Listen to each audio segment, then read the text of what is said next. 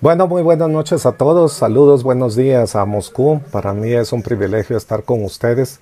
Siempre es un gusto y yo me siento mexicano por adopción. Quiero hacer una reflexión acerca de la calidad. Ya los profesores expertos hablaron desde el punto de vista educativo, pero creo que vale la pena hablarlo desde el punto de vista de lo que nos toca verlo a nosotros. Creemos que la educación médica ha tenido varios paradigmas, ¿verdad? Pero en general ha sido estática, basada en la historia, fragmentada por partes, sobre enfermedades, sobre cadáveres, basada en el ensayo y error, simplista y reductivista, autoritaria y tiene más prevalencia el conocimiento sobre el desempeño. Entonces, una de las cosas es que a nosotros nos han enseñado a saber las cosas, no saberlas hacer. Entonces, por eso es que cuando uno ve bueno, pinta tú la línea amarilla en la carretera, hay un animal muerto y ese no es mi trabajo, yo no lo voy a quitar. Tampoco es quitar piedras si tengo que hacer la corrección de una tubería, aunque eso represente de que el flujo de agua esté mal, ¿verdad? Ya lo habló muy bien el doctor Hugo acerca de cómo podríamos hablar nosotros de la complejidad de los pacientes, porque lo que yo decía es de que no todos los libros nos dicen cómo son los pacientes, ¿verdad? Por eso es de que nos hablan sobre enfermedades, no sobre pacientes. Y la definición del American Society of Anesthesiology nos puede dar un abordaje de la complejidad de lo que es el paciente. Pero esto, nosotros vemos la probabilidad del error. Y la probabilidad del error nosotros vamos a ver que puede ser un paciente con ASA 3 o ASA 5, una cuestión tan riesgosa como subir el Everest o el Himalaya. Y también vemos nosotros de que hay industrias que son muy seguras, como la aviación, ¿sí? Si los aviones fueran manejados por los médicos, cada día se caerían 45 aviones en promedio, ¿verdad? ¿Por qué? Porque los pilotos trabajan sobre certidumbre, los médicos trabajamos sobre alta incertidumbre. Esto es muy importante, el ver la proporción del tiempo dedicado a la enseñanza de pediatría en las facultades de medicina de América Latina. Este es un estudio de la Organización Panamericana de la Salud y la Asociación Latinoamericana de Pediatría, donde el 70% del tiempo nos enseñan cosas teóricas, pero las personas van a ir a trabajar a un nivel ambulatorio que no se lo enseñaron porque solamente les dedicaron el 10%. Pero miren ustedes, a lo que es el manejo de triage o de emergencia solamente se dedica el 5%. En realidad nosotros vemos entonces que la educación no ha sido armonizada con el desempeño. Y miren, por ejemplo, este fue un doctor que fue hijo del embajador de China continental en Cuba, que se dedicó a querer hacer los cursos de reanimación en China. Y él me decía, mi interés es certificar la ciudad más pequeña de China, 20 millones de habitantes. Guatemala en este momento tiene 16 millones de habitantes, todo país. Entonces lo que para él era una ciudad pequeña, para nosotros sería todo el país, ¿verdad? Desde ahí empezamos a ver nosotros la disparidad de lo que estamos analizando. Pero cuando llaman así a un doctor, a un curso, ya va con la intención de decir, eso ya lo sé yo, ¿para qué voy a ir? Y además yo soy el gran doctor, me van a poner con estudiantes que nada que ver. Pero la cuestión es que cuando ya le dicen, mire doctor, ya no se quede sentado, sino que pase con nosotros a explicarnos, pues ya se tuvo que quitar la corbata del saco. Y lógicamente cuando le pusieron un caso, lo que bien decía el doctor Loaiza, de poder analizar los videos y analizar el desempeño de los grandes jefes, pues ya le toca hasta sudar y todo. Y lo más importante es de que luego él ya está inmerso en un equipo y es difícil diferenciarlo, aunque no voy a decir el sesgo de que todos los orientales se parecen porque los orientales también piensan que todos los latinos somos iguales, ¿verdad? Pero la idea es de que nos han creado de una forma individualista, egoísta, en vez de vernos como un equipo, ¿verdad? Entonces, el tratar de analizar lo que es ser una persona competente, con el equilibrio, conocimiento, habilidad y actitud, hemos tenido nosotros diferentes tipos de incompetencia. Un hábil incompetente, un erudito incompetente que sabe muchísimo pero no lo sabe aplicar, un refinado incompetente que es una persona encantadora pero no tiene capacidades, un grosero incompetente que puede saber muchísimo pero es un dolor trabajar con ellos. Un ignorante incompetente, un inútil incompetente, que ellos son los que van por el café, organizan las despedidas y todo, porque tratan de compensar, son el blanco de burlas, juegan fútbol, hacen de todas las cosas porque tratan de compensar sus deficiencias utilizando otras características. Entonces, Yo lo he dicho sobre la situación de lo del COVID. ¿Cuál es el problema que hemos tenido? Por ejemplo, nosotros tenemos carencia de expertos y no nos hemos dedicado a preparar personas que puedan saber, tal vez no tanto, pero ser más efectivas, ¿verdad? O sea, ¿de qué sirve de que el niño esté morado y que el doctor esté pensando en la radiografía o en los gases en vez de colocarle oxígeno? ¿Y quién es más letal? ¿Un policía que sabe en qué momento sacar el arma o un médico que tiene dudas en el momento de intubar, ¿verdad? Esta es una pintura muy famosa de España que se llama Ecce Homo. Esta pintura empieza a deteriorarse, viene alguien y dice, mire, yo tengo mi tía que lo puede arreglar, y ustedes ven cómo dejó eso. Eso también pasa con los pacientes, ¿verdad? Y uno tendría que preguntarse, ¿quién es el responsable de esto? ¿El que lo hizo o el que dejó que sucediera? Y esto es una figura religiosa de Guatemala, el Señor Sepultado del Calvario. Aunque sea de diferentes iglesias, forman parte del patrimonio nacional. Entonces, cuando uno dice, bueno, vamos a hacer un proceso de restauración y retoque, eso entra al sistema de compras, donde el sistema de compras dice, buscamos al proveedor más barato. Y miren ustedes el resultado de conseguir el proveedor más barato. ¿Por qué? Porque nosotros hemos creído que la calidad tiene que ir igual a la par de precio. Y también nosotros creemos que la calidad tiene que ver con evolución, ¿verdad? O sea, cuando uno habla de que uno es un estudiante, lo ven a uno como un ser primitivo, casi con pseudópodos, que no tiene ni siquiera clasificación taxonómica, ¿verdad? Y eso a mí me encanta siempre la cita de Octavio Paz, escritor mexicano, premio Nobel, cuando dice en El laberinto de la soledad, ¿quién anda ahí? No es nadie, soy yo.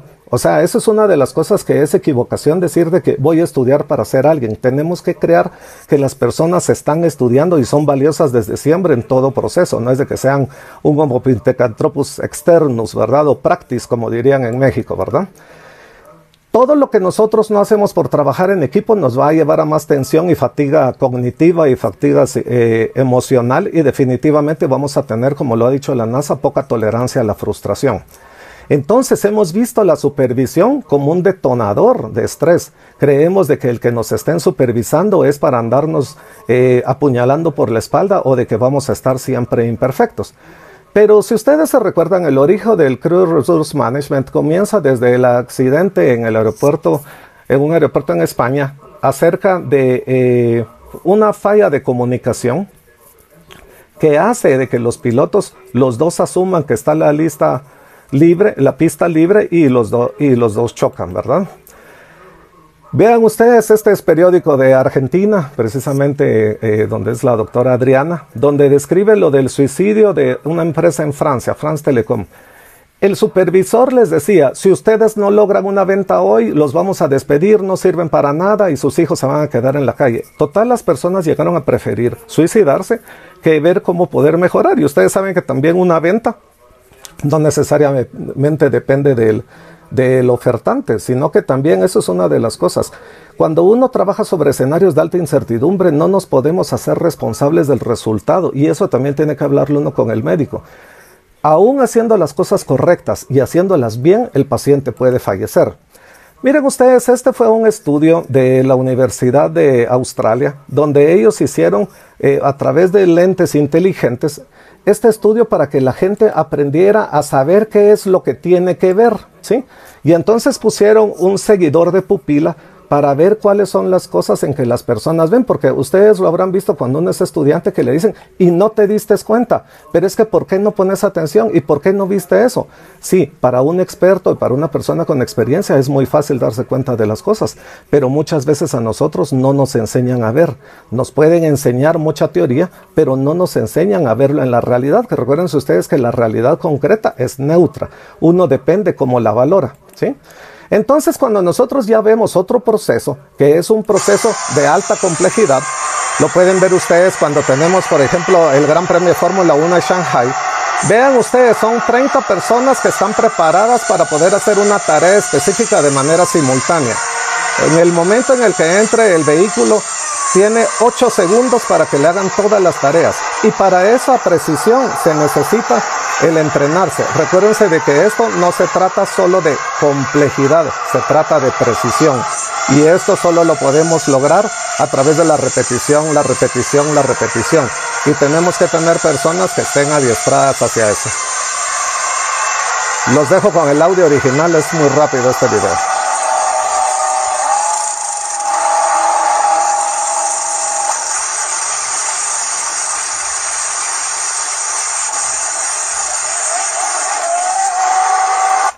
Entonces, en una unidad donde hay gritos, donde hay prisas, es porque no se ha trabajado en equipo con antelación. Vean ustedes, este es un códice maya, de México y Guatemala comparten el pasado prehispánico, y este doctor, filósofo y lingüista Yuri Novosorov, fue un ruso que no había visitado ni Guatemala ni México y estudió los códices mayas y llegó a la conclusión de lo que decía: lo creado por una mente humana puede ser resuelto por otra mente humana. En la ciencia no hay secretos, no se trata así como cuando uno ve El Señor de los Anillos, de esas frases de cuando tú seas grande vas a entender y entonces te va a venir la sabiduría. No, se trata de que lo único que tenemos nosotros comparados con los más jóvenes es haber visto más errores y haber aprendido de los errores. No es que tengamos nosotros un poder especial. Entonces, para poder tener una medicina de precisión necesitamos redefinir el cuidado crítico. ¿Por qué el cuidado del paciente? Porque se reconoce el error médico, ya han hablado muy bien de ello, ¿verdad?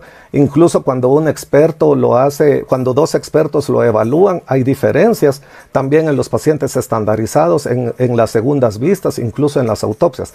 Entonces, todo tiene que ser oportunidad de aprendizaje. Y aquí es una cuestión muy importante. Miren ustedes la importancia del feedback y del feed forward. Esta fue la juramentación del presidente Obama. ¿Se imaginan ustedes que para los 60 todavía las personas de raza negra no eran reconocidas como ciudadanos en Estados Unidos? Luego con Martin Luther King, Malcolm X y todo, comienza la lucha de los derechos civiles y llega a ser el primer presidente negro de Estados Unidos. Y miren ustedes, está la juramentación de él, pero la cuestión es que cometieron un error cuando él leyó el juramento, porque el juramento lo hizo el presidente de la Corte Suprema de Justicia, que ya es algo que está escrito. Entonces decidieron, para que no invalidaran su toma de posesión, el repetirlo al día siguiente en la Casa Blanca, ya sin mucha gente y sin tantas cámaras, pero si ustedes ven, no coloca la mano sobre la Biblia. O sea, es la cuestión de que siempre tenemos que estar haciendo una checklist porque es más fácil tener una memoria de papel y poder estar haciendo eso. Entonces el feedback es lo que nosotros tenemos que ver de las cosas que hicimos hacia atrás y el feed forward es lo que debemos de ver que tenemos que cuidar hacia adelante, las listas de cotejo que tienen que tenerse listas, como bien lo dijo la doctora Adriana. El modelo del queso suizo, entonces tenemos que ver la asociación de técnica inapropiada, comunicación, formación, fallo de supervisión, monitorización deficiente. Y como diría Mario Benedetti, cuando creíamos que teníamos todas las respuestas, de pronto nos cambian las preguntas. Eso, entonces, el error no es solamente en los jóvenes. Todos los que buscamos seguir en una práctica donde hay alta incertidumbre, tenemos que irnos perfeccionando para aprender de nuestros errores cotidianos. No hay una persona que esté exenta de errores y en principios de calidad se dice de que no hay nadie que esté tan bien que no pueda mejorar y no hay nadie que esté tan mal que no pueda mejorar. ¿Cuál es el procedimiento que más se ha hecho en México o en Mesoamérica?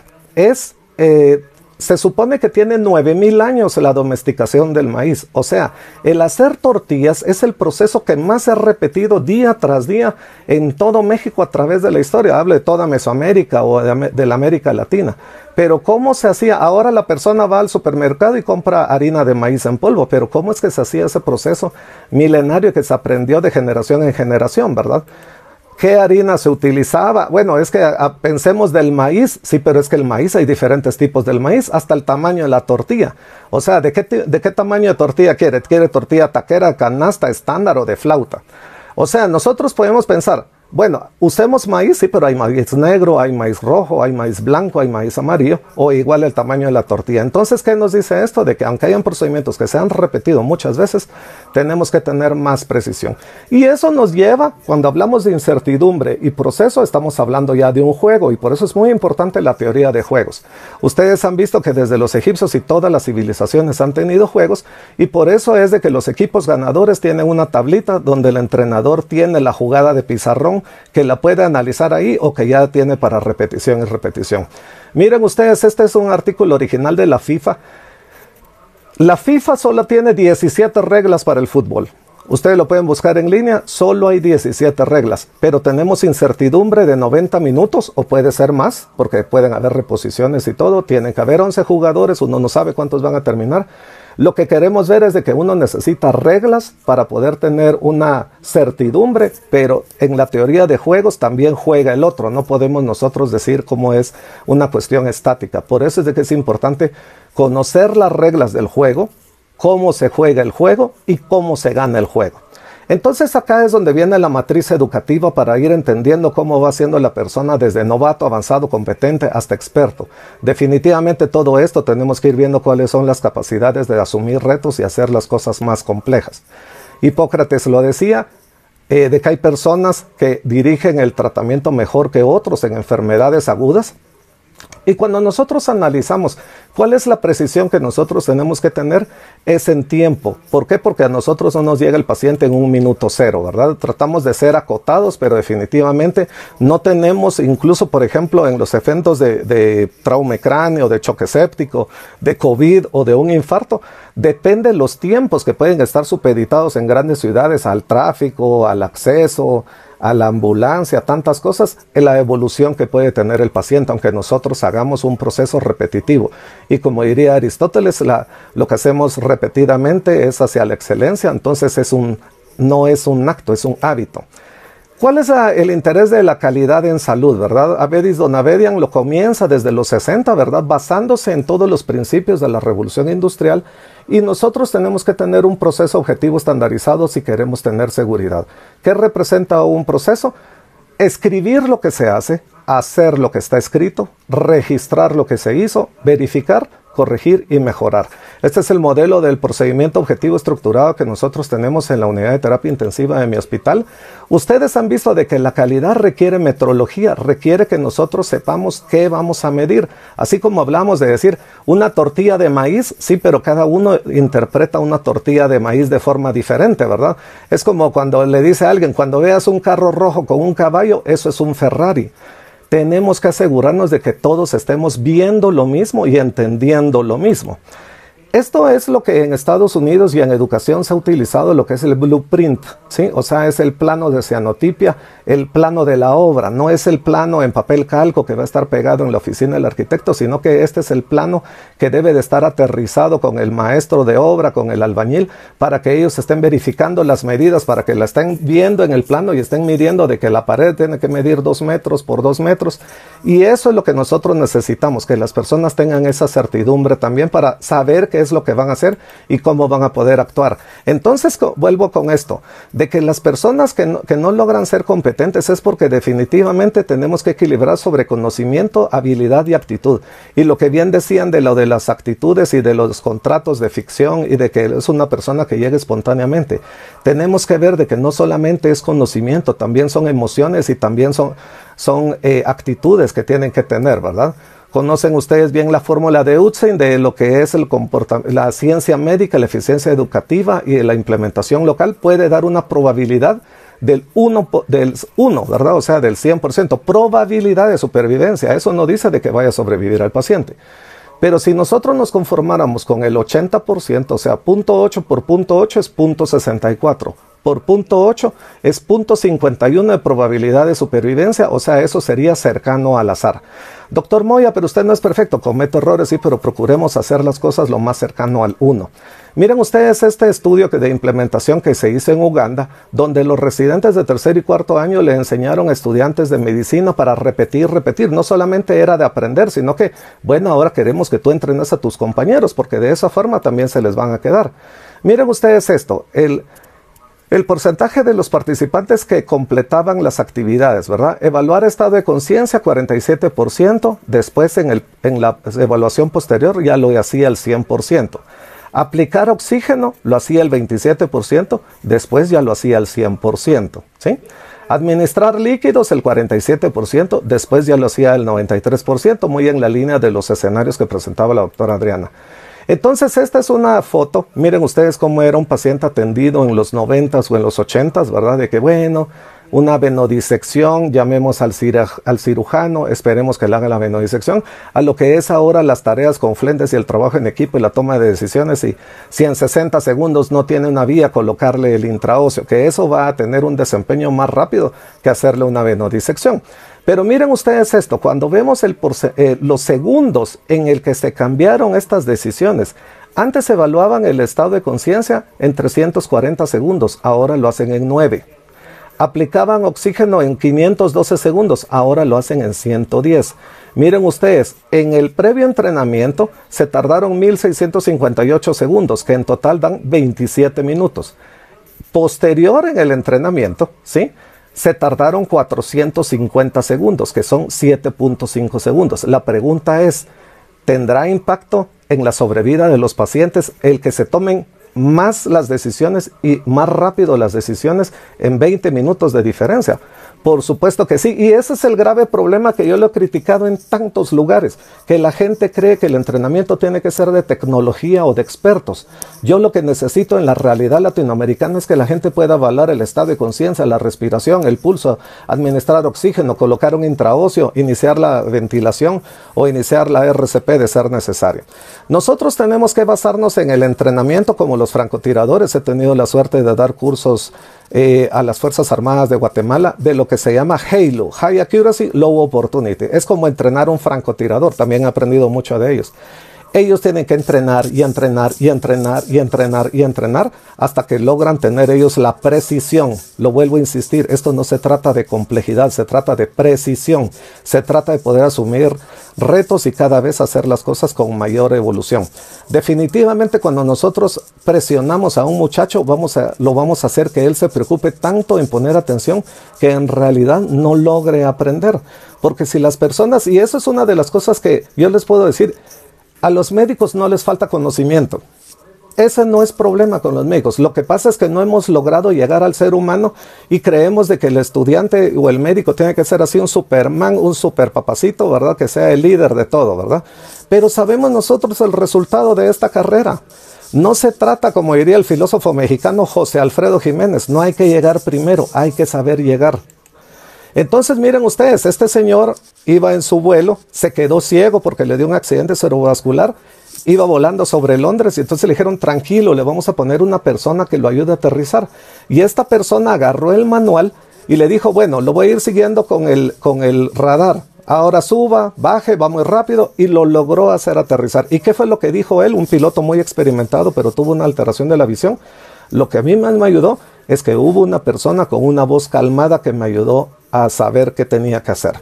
Eso es la base del entrenamiento de la NASA. La NASA habla sobre los factores humanos, sobre la carga emocional, sobre cómo se maneja la frustración, de que las personas también puedan tener una mejor tolerancia a la frustración.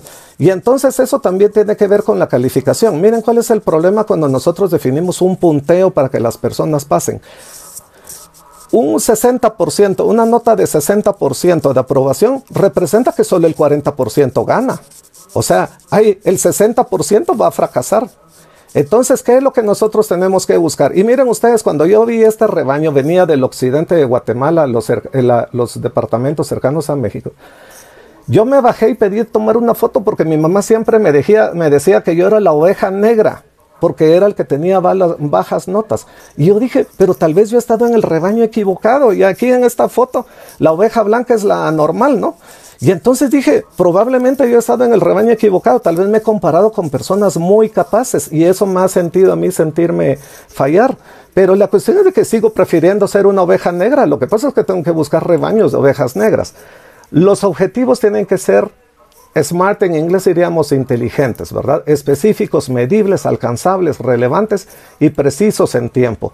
¿Por qué? Porque las bases de la calidad de Six Sigma, que es un modelo, ¿sí?, tenemos que buscar nosotros cómo implementarlo. Mencionaban los profesores, lo mencionaba el doctor Loaiza. Miren ustedes, la calidad de defectos por millón de oportunidades. Nosotros tendríamos que ir viendo el nivel de Six Sigma, es de que tuviéramos un error de menos del 1%. Pero para eso se llega después de estarlo analizando, implementándolo. Pero lo que me pasa en Guatemala es de que cuando yo logro ya eso, cambian de generación y vuelvo a comenzar. Entonces, esto es una de las bases de cómo se tiene que medir la calidad. Primero hay que definirla, luego medirla, analizarla, mejorarla y tener procedimientos de control. Entonces, miren esta curva que son los niveles de Sigma, lo que les decía el Six Sigma de esta fase. Por eso miren ustedes el nivel de Sigma, ¿sí? Entonces, esto es una cuestión a nivel estadístico, pero nosotros ya lo hicimos una evaluación de cuál era el resultado de los cursos de reanimación que se daban en Guatemala. Y miren ustedes, estas son las notas de la evaluación inicial, o sea, del pretest. Vean ustedes cómo podemos hablar de trabajo en equipo cuando tenemos tanta disparidad. La media de ese punteo es 50 puntos. Pero miren ustedes cómo es en el post-test. Todos mejoraron, ¿sí? Hasta el que estaba mal, pues mejoró. Le va a seguir, le va a faltar, va a tener que seguir mejorando, pero no lo consideramos descartable. Tenemos que seguirle poniendo más atención. Entonces esa es la base que nosotros tenemos. Queremos que las personas se sientan enamoradas del interés de aprender, de que todos pueden mejorar. Aún la nota más alta puede mejorar. Aún el que tenga una nota baja puede mejorar. Y por eso es que cuando vimos nosotros, este fue un estudio de la Universidad de Bristol, donde le dijeron a un experto, mire cómo es hacerle el tacto vaginal a una vaca. Es fácil, solo se mete la mano y ahí está. Pero cuando le pidieron a él que hiciera la evaluación para enseñarlo, total, se llevaban 29 pasos el proceso. Y por eso es de que nosotros necesitamos tener los procesos escritos, para que las personas desde que son novatas se vayan familiarizando, leyéndolo las veces que sean necesarias. Los factores humanos es lo principal que tiene que ver con el error médico. Tiene que ver con la forma en la que nos tratan, con la que nos hacen sentir, el interés de aprender, ¿sí? Hasta de cómo organizamos nosotros las cosas. Eso, la realidad va a ser un reflejo de lo que nosotros tenemos, el esquema mental. Este es el esquema 9S de la calidad japonés. O sea, de mantenga solo lo necesario. Se los voy a leer en español porque no leerlo en japonés, ¿verdad? El seiri, el seitun. Mantenga lo necesario, mantenga en orden, mantenga todo limpio. Eso es para colocar un catéter. Usted tiene que tener el esquema mental y construirlo, porque usted lo va a hacer en la realidad lo que tenga usted en su mente. Y por eso comienza de que usted pueda hacer una reorganización e inspección periódica. Y eso también genera aprendizaje. Y también a partir de esa carga laboral y carga cognitiva, nosotros podemos trabajar en equipo a partir del Crew Resource Management, porque vamos a tener las tareas efectivas desmenuzadas para poder decir, como tocar en una orquesta sinfónica. La orquesta sinfónica es maravilloso escucharlo, pero cada persona es competente en lo que está tocando y tienen la misma partitura. Ustedes saben la experiencia que se tiene del Conservatorio de Berlín de la práctica deliberada de las 10.000 horas, de que se estima de que para llegar a ser un maestro de concierto ha tenido aproximadamente 10.000 horas de práctica. O sea, usted comenzó desde muy pequeño con 1 hora diaria, o si usted quiere ahora dedicarle más horas, lo puede hacer, pero la cuestión es de que cuando llega usted a tener cierta acumulación de horas, es lo que lo lleva a ser un experto. Este es el modelo de la maestría de intensivo. Nosotros tenemos equiparado las 10.000 horas. Las 10.000 horas incluyen vacaciones, actividad deportiva, recreativa, familiar, tareas, hojas de trabajo, sus vacaciones. Porque si las personas no tienen vacaciones, van a estar permanentemente cansadas, no estudian, las regañan en el hospital, eso las deprime, le vuelven a cometer error y es un círculo vicioso. Vuelvo a insistir que la excelencia no es un hábito, sino un hábito. Esta fue la primer acercamiento después de los cursos de reanimación que tuvimos en el 2009 con el grupo de reanimación de español, ¿verdad? Esto fue en Granada, en España. Yo tuve el privilegio de estar con el doctor Hugo Loaiza, que luego tuvimos la suerte de estar en Moscú con el doctor Román. Por eso lo saludo. Dobraye Utra Uchitel, salud maestro en ruso. Yo le agradezco tanto porque él fue el que compartió de la simulación en la versión no de los países que comercializan con ella, sino desde el punto de vista educativo. Por eso me encanta a mí el modelo de las matrushkas. En vez de vernos así como animales primitivos que apenas dejamos la cola y hasta que lleguemos a un puesto vamos a ser personas dignas, las matrushkas nos dicen de que desde pequeño usted se va a ir reforzando y va a ir haciendo las cosas mejor. Miren ustedes, para hablar muy rápido de la fidelidad y el costo, ¿verdad? Este es el modelo de aprender en libros, cirugía, hacerlo con baja fidelidad y hacerlo con alta fidelidad. Pero cuando hacen la comparación, no hay diferencia entre baja fidelidad y alta fidelidad, pero sí es superior que hacerlo solo teórico. El estudio de Matsumoto evaluaron en estudiantes hacer citoscopía. Hubieron 3 grupos, los que aprendieron solo en el libro, los que aprendieron en el modelo de baja fidelidad que costaba $20 y el de alta fidelidad de $3,700. Todos fueron evaluados en el modelo de alta fidelidad. Ese es el modelo de alta fidelidad. Miren ustedes, es una pelvis robótica con un uretrocistograma y todo para poder estar viendo bien la cámara y el monitor, ¿sí? Y este era el modelo de $20 de baja fidelidad. Y como dicen, costaba $20 porque traía una docena de donas. Pero cuando hacen la evaluación, No hay diferencia entre la baja fidelidad y la alta fidelidad, pero sí hay diferencia entre ambas cuando se hace la revisión solo en el texto. Dinero nunca vamos a tener, dinero y tecnología cara no va a estar disponible. Eso miren ustedes, diciembre del 2009, 10 años antes que se predijera lo del COVID. Entonces, miren ustedes, esto es lo que se trabaja en la NASA, ese es el programa de selección de la NASA. Es muy importante lo que hablaba el doctor Loaiza también de las habilidades no científicas duras, ¿verdad? Manejo de conflictos, trabajar en equipo, el liderazgo, el seguir el liderazgo, no necesariamente ser uno el que siempre lleva la voz cantante, comunicación, toma de decisiones, cuidar del equipo. Este es el análisis de la NASA que les había dicho, perdón. Y estos son los simuladores que tienen en el Johnson Space Center de Houston, ¿verdad? Que de veras uno se siente ahí como que está jugando. Y miren ustedes, estos son los manuales de la cabina, las checklists del Apolo 13, ¿sí? Todo está escrito. Y eso es lo más importante, que las personas puedan revisarlo. Ustedes pueden ver la película de Apolo 13 con Tom Hanks, donde dicen, agarre el manual de operaciones y arránquele la tapa. Eso les va a servir para resolver un problema, porque lo que les sucedió a ellos no estaba escrito. Entonces, esto es de abajo para arriba. Primero tenemos que tener conocimiento, pero eso se da solo si tenemos confianza. Solamente cuando somos libres podemos ser responsables. Cuando nosotros seamos responsables, entonces vamos a tener una autoridad y vamos a poder ejercer el liderazgo, que es el nivel más alto de competencia. Como les digo, lo de alta precisión, en poca oportunidad.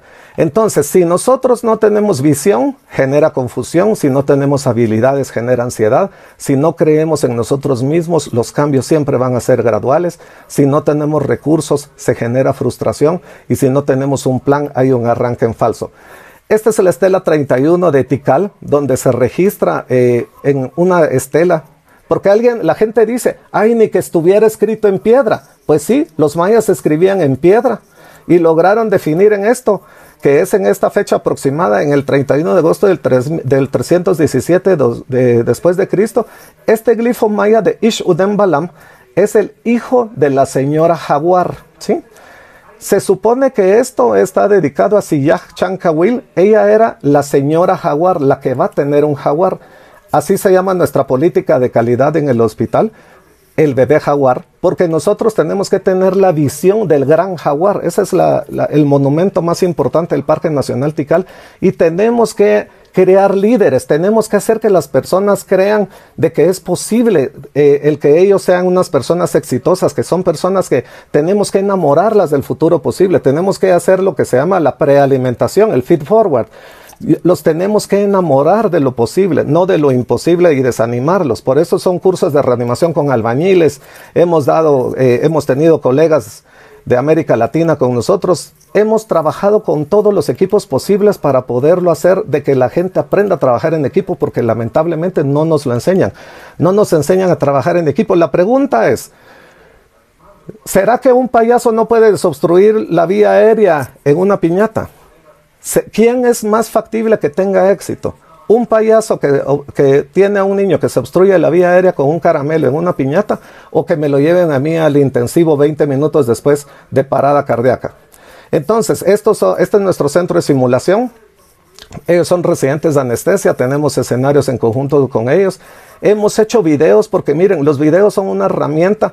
Así como también lo decía el doctor Loaiza, para poder ver los errores, así como el VAR en el fútbol, nosotros tenemos que construir los videos a través de los protocolos escritos, que son los guiones de repitamos, lo corte, otra vez, volvamos a hacer, otra vez corte, y que la gente pueda interpretarlo. Este es el análisis que nosotros hicimos sobre el impacto que ha tenido esto. Fue presentado en el Congreso Mundial de Singapur, en el simposio de la SLACIP, donde nosotros hemos teniendo los mismos recursos institucionales, una reducción de la mortalidad y de los ingresos, y hemos tenido, en un estudio que se hizo por parte de la gente de la Universidad Central de la Florida, un retorno de la inversión. Nosotros invertimos $100,000 en nuestro centro de simulación, muy modesto.